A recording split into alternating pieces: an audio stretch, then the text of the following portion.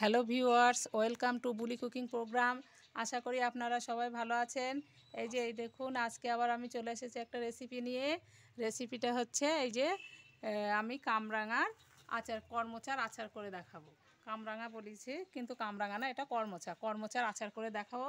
তার জন্য আমার বাড়ির গাছেই আছে কর্মচা। প্রথমে আমি এই কর্মচাগুলো সব তুলে নেব। প্রচুর এসছে গাছে ফল।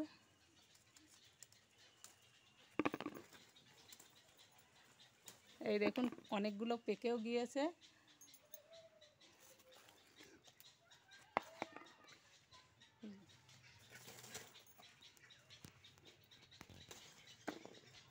এই দেখুন, কর্মচাগুলো আমি তুলে নিয়েছি।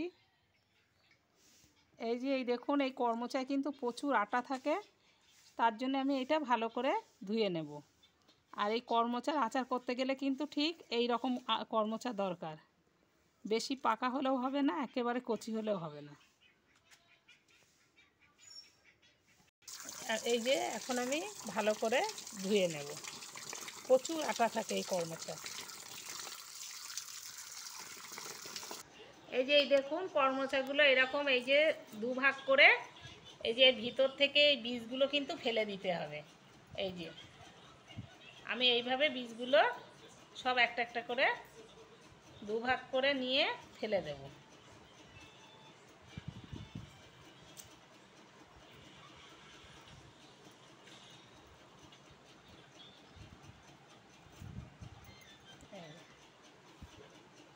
এইভাবে সবগুলো বীজ আমি ফেলে দেব। এই চামচের পিছন দিয়ে করলে তাড়াতাড়ি হয়ে যাবে।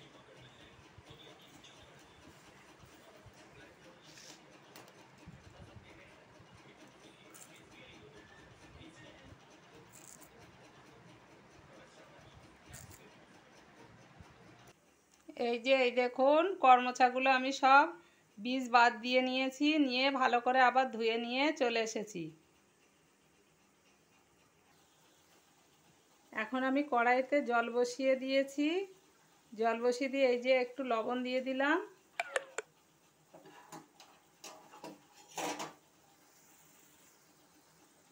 লবণ দিয়ে আমি এই কর্মচাগুলো সব ঢেলে দিলাম, দিয়ে আমি একটু সিদ্ধ করে নেব।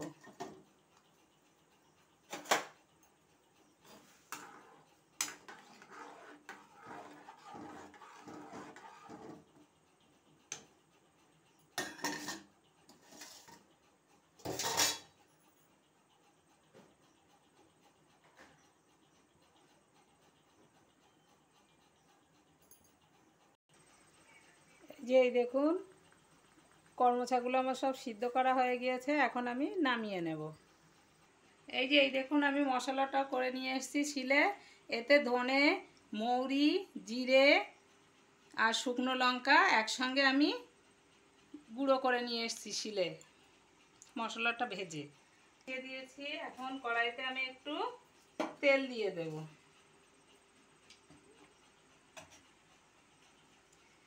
তেল দিয়ে দুটো তেজপাতা ফেলে দিচ্ছি।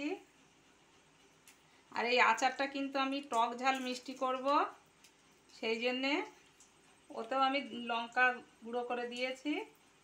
আর শুকনো লঙ্কা দুটো তেলের উপরে দিচ্ছি।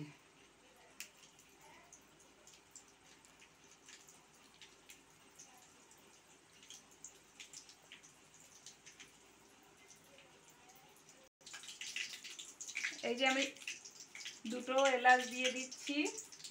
এলাচটা দিলে কি হয়, আচারে বেশ গন্ধটা সুন্দর হয়, খেতেও ভালো লাগে। আর একটু কালো জিরে, আর একটু মৌরি তেলে ফোড়ন দিয়ে দিলাম।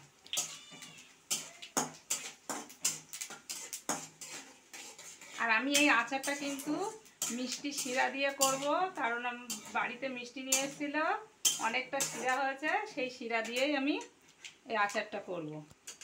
তার জন্য শিরাটা আমি ঢেলে দিচ্ছি পরিমাণ মতো, যতটা লাগবে। এই দেখুন, কর্মচাগুলো আমি সিদ্ধ করে জলটা পুরো ঝরিয়ে নিয়েছি। এতে যদি জল থাকে তাহলে কিন্তু আচারটা বেশি দিন থাকবে না, সেই জন্য আমি জলটা পুরো শুকিয়ে নিয়েছি।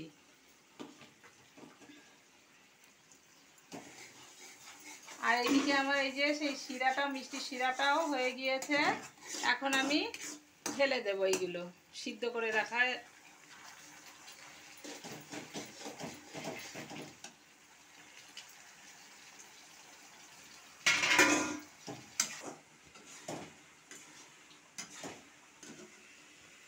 এই যে দেখুন আচারটা আমার হয়ে গিয়েছে প্রায়।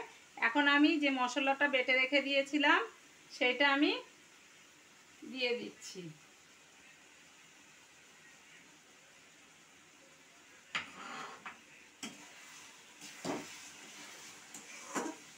মশলাটা দিয়ে আমি আচারটা আর কিছুক্ষণ নাড়িয়ে নেব।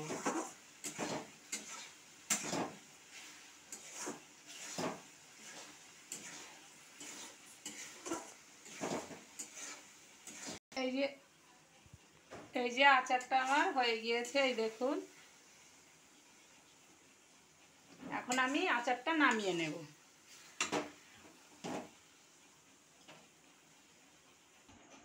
ব্যাস, এই যে হয়ে গেল আমার কর্মচার আচার। এটা দেখুন, দেখতেও যত সুন্দর হয়েছে, খেতেও কিন্তু অসাধারণ। যারা খেয়েছে তারা জানে এই কর্মচার আচার খেতে কত ভালো লাগে। আর যারা এখনও পর্যন্ত খাননি তারা একবার এইভাবে, আমি যেভাবে বানিয়েছি এইভাবে একবার বানিয়ে খেয়ে দেখবেন। খেতে কিন্তু খুবই ভালো লাগে। আর এই আচারটা থাকেও অনেক দিন। আর এতক্ষণ ধরে যারা আমার এই ভিডিওটা দেখছেন তাদের অশেষ ধন্যবাদ।